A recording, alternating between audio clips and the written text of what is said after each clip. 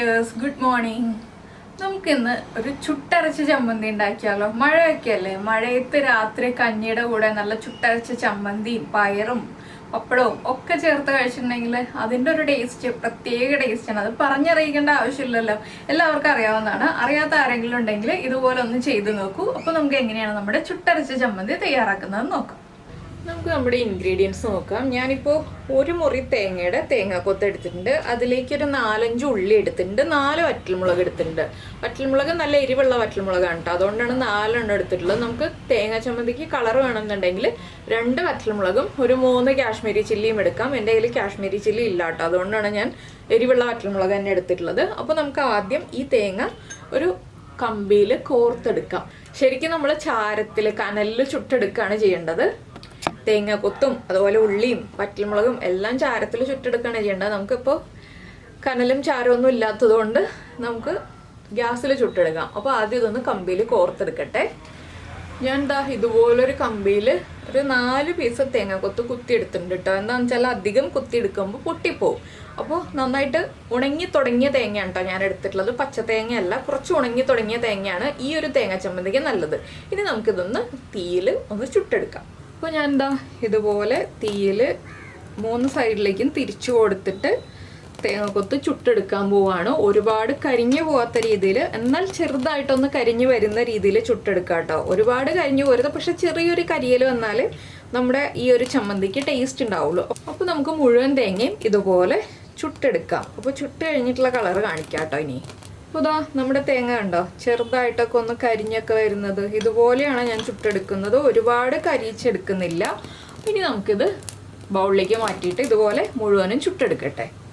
അപ്പോൾ നമ്മുടെ തേങ്ങ മുഴുവൻ നമ്മൾ ചുട്ടെടുത്ത് കഴിഞ്ഞു. ഇനി നമുക്ക് ഉള്ളി ചുട്ടെടുക്കാം. ഉള്ളി നമ്മൾ തൊലി നന്നായിട്ട് കഴുകി വൃത്തിയാക്കി എടുത്തതാണ്. ഇനി ഒന്ന് ചുട്ടെടുത്ത് കഴിഞ്ഞിട്ട് ഈ ഒരു തൊലിയും കൂടി മാറ്റിയെടുക്കും കേട്ടോ.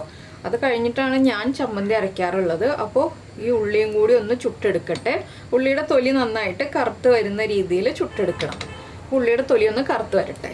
അപ്പോൾ കണ്ടോ നമ്മുടെ ഉള്ളിയുടെ തൊലിയൊക്കെ കരിഞ്ഞു വന്നിട്ടുണ്ട്. നമുക്ക് ഉള്ളി മാറ്റിയിട്ട് ഇനി അടുത്തത് ചുട്ടെടുക്കാം. അപ്പോൾ നമ്മളിനി മുളക് ചുട്ടെടുക്കാൻ പോകാം കേട്ടോ. മുളക് ചുട്ടെടുക്കുമ്പോൾ ഒരുപാട് സമയം വേണ്ടെന്ന് എല്ലാവർക്കും അറിയാമല്ലോ. മുളക് ജസ്റ്റ് ഒന്ന് കളർ മാറി വന്നാൽ മതി. ഒന്ന് കളർ മാറി വരുമ്പോൾ തന്നെ നമുക്ക് മുളക് മാറ്റി വയ്ക്കാം. മുളക് ചുട്ട് കഴിഞ്ഞു. ഇനി എല്ലാത്തിൻ്റെയും ചൂട് മാറി ഉള്ളിയുടെ തൊലിയൊക്കെ മാറ്റി കഴിഞ്ഞിട്ട് നമുക്ക് ചമ്മന്തി അരയ്ക്കാം. അപ്പോൾ നമ്മുടെ ഉള്ളിയുടെ തൊലിയൊക്കെ മാറ്റിയെടുത്തിട്ടുണ്ട്. കുക്കറിൻ്റെ സൗണ്ട് കേൾക്കട്ടെ, ഞാൻ കഞ്ഞി വെച്ചുകൊണ്ടിരിക്കുകയാണ്. വറ്റൽമുളക് വറുത്തത് എടുത്തിട്ടുണ്ട്, തേങ്ങക്കൊത്ത് ചുട്ടെടുത്തത് എടുത്തിട്ടുണ്ട്. ഇനി നമുക്ക് മിക്സിയുടെ ജാറെടുക്കാം. ശരിക്കും ഇത് അമ്മിക്കല്ലിലാണ് അരച്ചെടുക്കേണ്ടത്, പക്ഷെ നമുക്ക് അമ്മിക്കല്ലില്ലാത്തത് കൊണ്ട് മിക്സിയിൽ അരച്ചെടുക്കാം.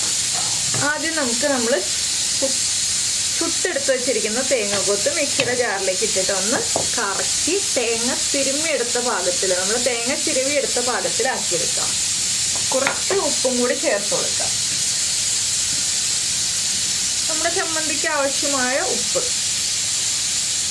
ഉപ്പ് കണ്ടോ, നമ്മുടെ തേങ്ങ നമ്മളൊന്ന് കറക്കി എടുത്തിട്ടുണ്ട് മിക്സിയിൽ. ഇതിലേക്ക് നമുക്കിനി ഉള്ളിയും വറ്റൽമുളകും കൂടി ചേർക്കാം. ഞാൻ ഈ ചമ്മന്തിയിൽ പുളി ചേർക്കില്ല കേട്ടോ, അതുകൊണ്ട് പുളിയുടെ കാര്യം ചോദിക്കരുത്. നിങ്ങൾക്ക് പുളി നിർബന്ധമാണെങ്കിൽ ഒരു ചെറിയത്തിലുള്ള ഒരു പീസ് വാളൻപുളി ചേർക്കാം.